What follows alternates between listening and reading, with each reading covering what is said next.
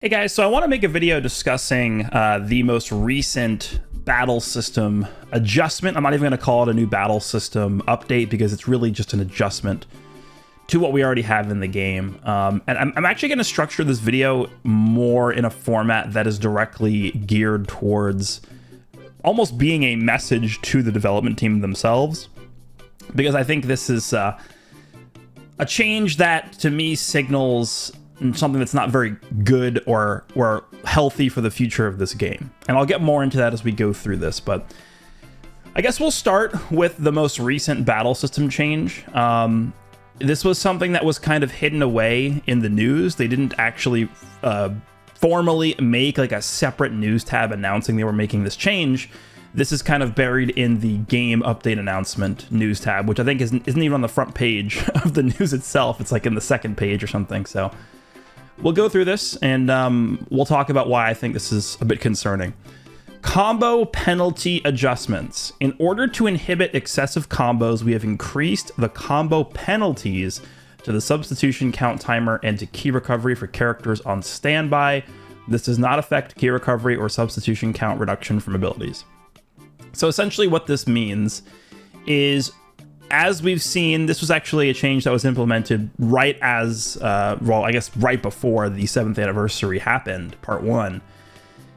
Once you've comboed for long enough, the game says stop, essentially, right? You no longer have the ability to switch characters. Well, you can still switch characters, but the substitution counts for your characters who are on standby no longer decrease by natural ways. So if you have, let's just say 5 timer counts remaining before you can swap into a character on standby, the game kind of recognizes that you've been comboing for a long period of time.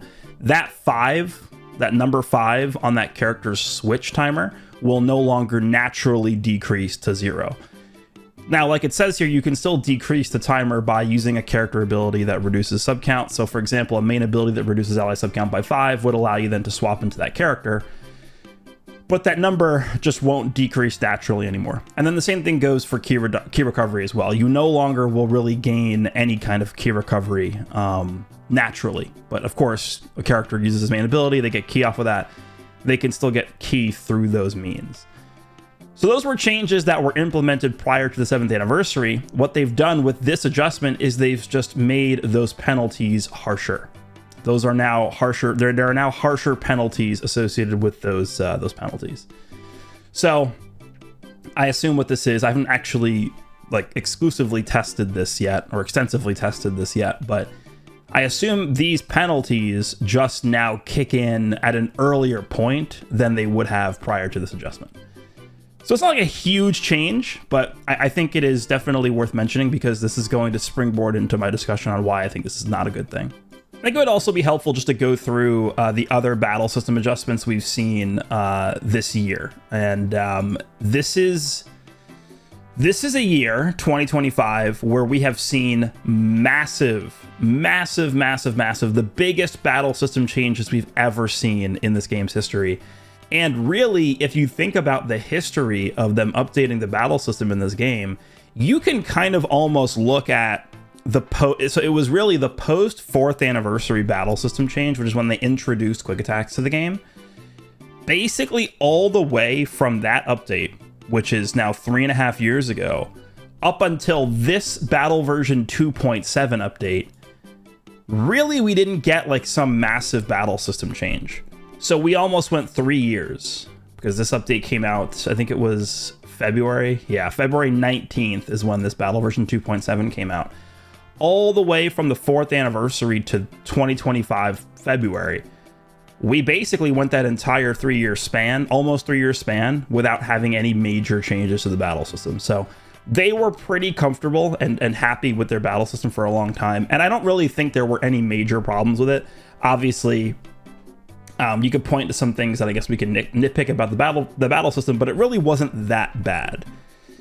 So clearly, something changed with, I don't know if it's, like, people talk about like characters releasing and the characters' kits are like, you know, maybe not well designed or whatever.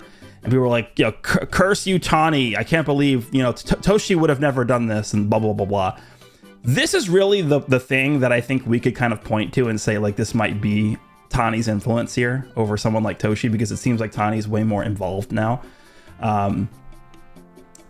Tani maybe has a different approach to how he wants to handle battle system changes. Maybe he's more open to changing the battle system more frequently. Maybe he's his philosophy is, instead of more so focusing on making character kits the main way that we change how the game is played, maybe we want to just overall change the way the battle system is, and that's going to lead the way. That might be a management difference between how Toshi saw things and how now Tani sees things. So, you know, people saying, oh, curse you, Tani, like Tani lowered the amount of CC we get, blah, blah, blah, blah. This is like really the first thing I can kind of point to and say, this is like probably something we can blame Tani for, I think. Again, I don't know for sure, because I don't really know like who has influence over what aspects of this game, but this might be something where like Tani has got some influence here. So 2.7, this was a really massive change. Unfortunately, the website is like kind of buggy, so let's just highlight this. We could read it this way. So this was their stance in kind of targeting passive gameplay and trying to make the battle system more aggressive. Now, I'll tell you right now, this is I don't even like this. This is just garbage. This is not why they made this change. We can read it. Overall adjustment goal. This battle version aims to adjust the currently favored passive maneuvers to achieve a greater balance between active and passive playstyles. While strategies involving waiting and evading will be preserved, adding a slight element of risk will incentivize more aggressive options. So we can kind of look at this, and I will just tell you, this is the secondary reason behind making these changes.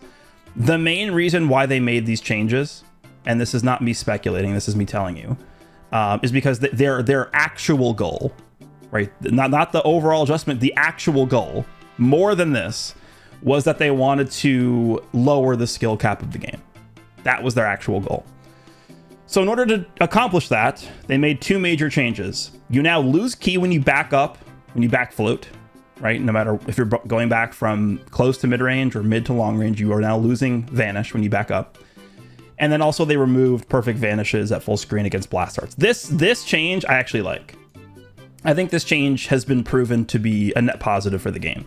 This change, I think, is just bad. I think this change is bad. We kind of all voiced our concerns about this when this first dropped, and they really haven't done anything to reverse this. And I think people still look back at this as being like one of the worst changes they've ever made to the battle system. And I would still say this is a bad change. I don't think this is a good change, but it did accomplish their goal in decreasing the skill cap of the game for sure. So here was the first major battle system change of the year. The second major battle system change of the year is the biggest change we've ever seen to the battle system, and this was introducing the dynamic area battle system. Actually, no, this was not this one. This is the pre-anniversary battle system change. So this change, I guess this was, on the 14th. So May 14th was our second change. So less than 3 months after this, we have our second major battle system change. If we scroll down here, this one changed a few things here. Battle balance adjustments to swiping while charging ki. Now you can swipe. This is obviously to prepare. We know the reason why they do this now, because this was to prepare for overcharging. So now you can vanish while charging. You don't have to like lift your finger off the phone to then swipe and vanish attacks. This is clearly so that you could both at the same time while overcharging. So basically from an overcharged position, you can either choose to charge attack or you can choose to vanish. That's why this is in the game.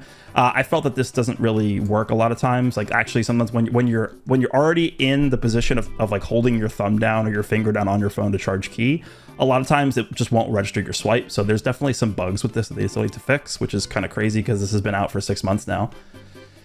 Increase the power of tap shots and tackle. It's not really anything too crazy. We'll get back to this in a second. This one is interesting. You can now use the held arts cards from characters on your bench for your team. So like Ultra Super Saiyan 2 Gohan holding blast arts break cards, blast armor break cards on your bench will now actually be usable by your characters that you're bringing into the fight. And then lastly, here's the initial change for this. that they just increased the penalty for. This is the initial change. So we can read this here. In order to keep excessive combos in check, we've increased the penalties applied to card draw speed and key recovery during a combo when the penalty reaches its maximum. In addition to card draw and natural key recovery stopping, stopping sub counts for characters on standby will stop too. So yeah, this is the same thing that they just adjusted for, but this was the initial change, and they kind of increased the intensity of the penalties with this change. Okay, so this was May 12th. So this was May 14th was this change. So May 14th, the next one is the dynamic area. So again, this is the single biggest change ever to the game's battle system, because this introduced overdrive, overcharging, charge attacks, the ability to hit your opponent into the air or back to the ground, does more damage. This is the biggest change we've ever seen to the battle system. And this was, I guess this was, yeah, June 18th was when this came out. So literally just a month after this. So we went from this and this was 2 months, less than 2 months. And then this to this was about a month. So in the span of like 3 months, 4 months, we had 3 major battle system changes. So obviously I'm not going to go through everything they changed with this because there's just a lot in here, but this was a really, really, really big change.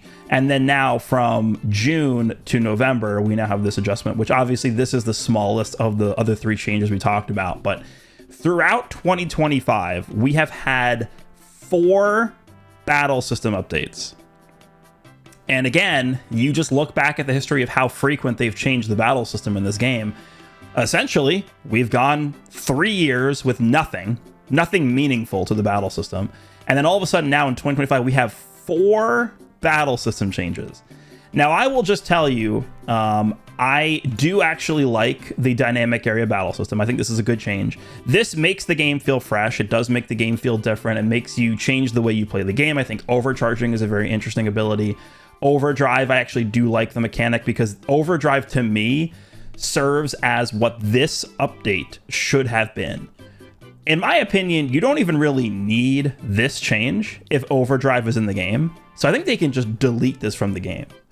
If they're actual, here's the funny part about this, and this is why I can even give evidence to support why this is not the actual stated change, because if this was actually their stated change to the game, this is all they needed to do, right? You don't need to reduce the vanish of somebody who's backing up, who's backfloating. You simply overcharge, you get your overdrive ready, and that punishes the opponent for not engaging. So this being here tells you automatically, after the dynamic area battle system was implemented, that their actual stated, well, not their stated goal, but their actual goal behind this is not just simply to punish passive gameplay. That's not the actual reason. So this change I like. I think this is a good change. If we take a look at this one here, if we go back down, this is like the pre-anniversary change. I actually do kind of like this. I think this is an interesting change, like being able to use the arts cards that you have on your bench in the match. This one is buggy, still needs to be worked on. This one is whatever. Now this one I don't hate. I don't hate this. Okay. I think we had reached a point in kind of the evolution of character abilities in the game where it was just simply way too over the top. We had characters like Majin Vegeta, Super Saiyan 3 Goku, Vegito Blue, even characters like Tag, Future Gohan, and Trunks would just combo you forever. And once their combo was over, you simply switched characters, drew cards, drew more cards, and then you kept doing that over and over and over again. You guys might remember back to the clip, I think somebody took this during Legends Fest last year, when I think it was someone who had their indestructible popped, and then they just got comboed for literally 180 count straight. It was the entire match they got comboed. So they needed to kind of step in and change that system to prevent that from happening, which I guess it makes sense. Now here is the problem here. A lot of these changes that they've made are direct results of development and competence, right? They would not need to make change again. Assuming that this actually is their goal, They want to punish, and not really punish people for playing passively, but reduce the incentive for playing passively. If that's really their goal here, then guess what? They should make a system that does not reward you for playing passively as much with the mechanics that exist in the game already. Right? Most winning strategies in this game have almost always revolved around reactive gameplay, aka passive gameplay. And that's something that's promoted through a lot of individual character abilities, like characters who have counters, AoE green cards, UI Goku auto dodging, and there's just a lot of other mechanics we could just list off here. But, you know, it's a combination of that, and it's a combination of core gameplay mechanics like stop time events, rising rush. Right, you are in close range, and instead of going for an attack, it's a lot safer most of the time to just press your main ability, press a green card, right? Wait for your opponent to jump first, and then make an attack, and then decide what you want to do. And that's just the way the game is designed. Okay, they created the situation that we're in here, where it is always, well, not always, but 95% of the time, it is way more beneficial for you to wait for your opponent to do something, and then you get more information, and then you can make a decision as to what you want to do for your next attack, right? You press a green card, you see your opponent's going for an attack because you have an exclamation point over your head, you just rising rush, or you just use a counter, or you vanish an AoE green card, right? It's just everything in the game is basically determined off of what your opponent is doing. It's not you making the first move most of the time. So that is a problem that they created. And now, in order to kind of roll back those problems, or make those problems, or make that playstyle less powerful, they're just making unfun changes here, like this change right here. And the reason why I kind of don't like the fact that they're making this, it's not really so much that I don't like the change itself. Okay, I don't think characters should be entering the battlefield and switching out constantly and comboing you for 500,000 years. I don't think that's a fun style of gameplay, right? I don't think infinite combos should really be a thing in the game. I don't. So as a change itself in a vacuum, I actually don't hate this change. I really don't. I think it's actually probably a good thing that they're making this change. But I think making sweeping game-wide kind of blanket changes like this is really a bad thing for the game. These are things that should not be changed via huge sweep. Well, I'm not going to really call this a huge change, but this is a sweeping change because it changes the entire game for every character. These are things that I think should be dictated more by individual character abilities, as opposed to what I would consider. I would classify this as an artificial adjustment. And what I mean by that is you're not kind of letting the characters do what they want to do based on what their abilities are. You're kind of stepping in. It's almost like the parallel I would draw is this is kind of like regulation in like the business world, where like a company really wants to do something, but they can't because there's a law in place that doesn't let them do that, or there's like a regulation that says you can't do this, whatever. That's basically what this is, right? You're not actually letting the characters do what they want to do based on their abilities. And this is going to eventually, if they keep this up, right? If every single time there's a problem in the meta, they say, okay, our solution is not to rectify this by releasing a character that could potentially fix the situation, but instead we're going to simply change the battle system.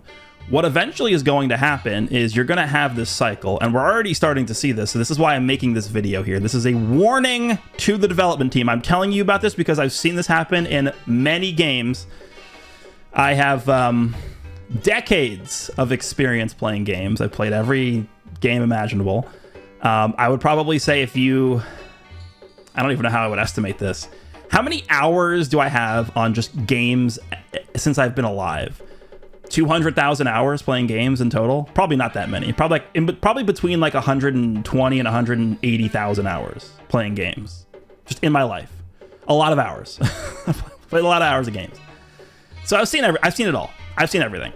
I know how game design works. I know what you need to do to make an interesting game. Okay, I've been there before. I've seen this happen many times where instead of letting the game kind of progress in a natural way, they're kind of intervening here with sweeping blanket changes that really, I think, ultimately will have a negative impact on the game. And an example we could take a look at here is, okay, they make these changes, right? So the pre-anniversary changes, combo penalty adjustments. Again, I think the change in theory is good. We don't want characters like Ultra Majin Vegeta, like transforming Vegito Blue, like transforming Super Saiyan 3 Goku, running around and just comboing people for basically forever. There really was no way to end those combos, at all, right? So they do that, okay? So now we enter the anniversary, and there's kind of like this damper on combos. But then we get characters like Kaioken Goku, right? We get characters like Vegeta, I actually liked Vegeta's design, but, you know, there's parts of his kit that we can talk about that I think kind of play into this issue. And then we get characters like Android 13. Again, I like Android 13's design, but what do these characters have in common? They have ways to force draw cards to get around this change. Right? And this is how you make powerful characters in this game. Characters that subvert the overarching limitations of what should be possible in the battle system. Right? So Kaioken Goku, let's see. So on battlefield entry, he draws a card. So that is a force draw number 1. On strike/blast starts hit, draws a card, and then he draws another card because it's twice. Right? Okay, so then he transforms. And then he does this again. So you can force draw 5 cards with Kaioken Goku, and what that does is it allows you to override this penalty.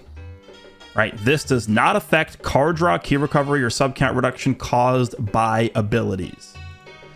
Same thing with Vegeta. Although, again, I think Vegeta is a little bit less egregious because I think his design is better. But Vegeta also force draws 3 cards here. Based on strike/blast starts uses, on the 4th use, he draws basically a full hand. He draws 3 cards, which you can then use to go into Kaioken Goku and force draw 2 more cards. Right? And now we have 13, who, with his full gauge up, on return to standby with a full unique gauge, draws 2 cards. So again, you kind of use these mechanics to subvert the intended change to the battle system. Why did they do this? Because that's how you make powerful characters. So now, we go back to this update we just got. They made this change here. We're making this penalty stricter. So what do we think is going to happen next? They make the penalty stricter. Now, we're going to have characters that subvert this even more. I guarantee you that's what's going to happen. I can't, because otherwise you can't really push the game forward unless you do this. So we're going to enter this cycle where they're punishing you for long combos. They're punishing you, for sidestepping and charge stepping and all these different things. They want to make the game less about these infinite combos, which I think is good. But we're kind of in this stagnant position because they've made these changes and they made these adjustments. They've increased the penalties, or they've increased the severity of the existing penalties. But now all that's going to happen is we are probably simply just going to get characters that do this to a higher degree, right? We also have characters like Full Power Frieza, right? As much as I like the character, this guy just continues to combo and combo and combo with his Death Beam. We have characters like Super Saiyan 4 Vegeta, who, every time he uses a card with his unique gauge up, he force draws another card. Namek Goku depletes his unique gauge, locks you in, force draws 2 cards. So the force card draw mechanic is a way they can get around the penalty. They're increasing the severity of the penalty. There's no way we don't see characters like Super Saiyan 4 Vegeta that just have ways of drawing card after card after card that's not reliant on card draw speed, not reliant on having like a lot of ki, because he just gets ki when he uses cards. So not only with Vegeta, I think Vegeta is the biggest offender here, actually. I think people tend to look at Vegeta as not being as bad as someone like Full Power Frieza or Namek Goku, but I actually think Vegeta is the worst out of the characters we've gotten recently because of the way that he's designed with his gauge, right? Not only does he force draw cards with his gauge, he gets 30 ki as well. So not only do you not only do you subvert the card draw speed debuff for comboing for a long period of time, you also subvert the key recovery debuff, and you subvert the sub count reduction debuff because he reduces his own sub count when his gauge fills up. So Super Saiyan 4 Vegeta is kind of like the shining example of what we don't want to see in characters. Unfortunately, as much as I think an Ultra Super Saiyan 4 Vegeta is a cool character and a good pick, his animations are really good. I like the character, but in terms of his design, this is what we're probably going to see more of to kind of get around this change here. So I am not a fan of them making these tweaks to the battle system in order to account for the mess that they've created with their character abilities. These changes and I guess their objective with creating this change need to be settled, not by just further increasing the penalties of existing things that exist in the battle system overall, but they need to be settled between character abilities themselves. We can't do this. Like, this is an artificial way of kind of like forcing things to happen a certain way. These should happen naturally, and by naturally I mean in the kits of these characters, right? We could even point to something like this, the first change, right? Okay, so a character loses Vanish when you are backfloating from from close to mid range. What if instead of it being a battle system change, we had a character in the game as part of their unique ability that just says like, while this character is on the battlefield, if opponent backfloats, they lose a percentage of their Vanish gauge, right? It would help the game move forward in that direction without actually directly changing the battle system. Now, of course, that would be that would be kind of restricted to that character being in the game. They'd have to be actually on the battlefield. But that's a way you could at least experiment with a change like that before just going head in and making the change, because now we're stuck here forever with this change that I think generally has had a pretty negative impact on the game, and people have voiced their concern about this pretty loudly. But yeah, I think, again, changes like this don't need to exist because all it's going to do is it's going to spiral the game into this kind of infinite death loop where they make this change, but then in order to have characters that people are actually interested in summoning on and to make it more enticing for people to summon for new characters, the new characters have to interact with this change in a way that's favorable for the new character to perform well. And so then, in order for the next character after that character to be attractive for people to summon on, they got to be better. And then they got to add more penalties. And then they got to just constantly do that over and over and over again, one up the previous character. So essentially what it turns into is it's power creep, but it's power creep on steroids. Because it's not only power creep in the abilities of characters, but it's power creep on the battle system changes. Right? We can't have power creep on both characters and battle system changes. Eventually we're going to hit a spot where you do you use one card and there's like insane penalties. You land a strike card on the opponent, first card in the combo, you're going to be like, oh, now all of a sudden you lose key, you gain sub counts, like you lose Vanish for just using cards. Eventually we're going to have to settle this with just character abilities, right? This is not a battle system change this is not a problem that I think just constant battle system changes are really going to solve. So again, I don't actually dislike this change by itself, but it's the premise of constantly changing the battle system to solve these problems without actually letting the characters' kits dictate how the natural progression of the meta should evolve. That, I think, is the problem with something like this. So that really is my warning to the development team.